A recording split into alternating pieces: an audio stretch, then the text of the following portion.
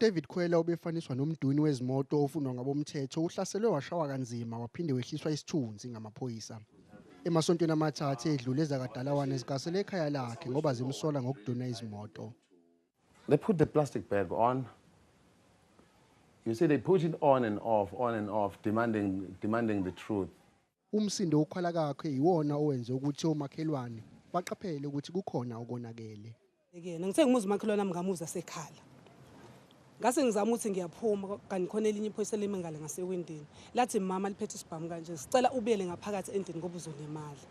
Ngale ngizama kwaze kwayeka 3 times ngimuza ukuthi uyakhala. Ngithi ngifuna ukuphumela imali lebese manje awuzwa yini uzolimala. Sithi ngene endlini.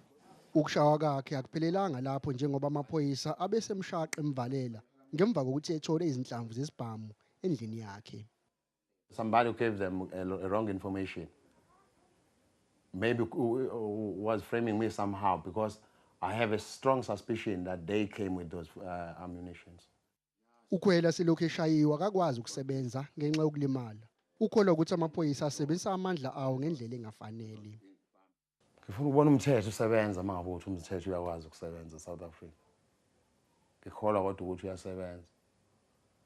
Ngifuna ukubona ke kwenzeka manje kumina ngoba ngempela indlela ekwenzeka ngayo phambi kwami. Indlela ekwenzeka ngayo kumina phambi komakhelwane. Abantu babegcwele konke lana bebuka into eyenzeka. Abophiko lwamaphoyisa sebeqinisekisile ukuthi sekuvulwe icala lokuhlasela esiteshini samaphoyisa eBig Themba.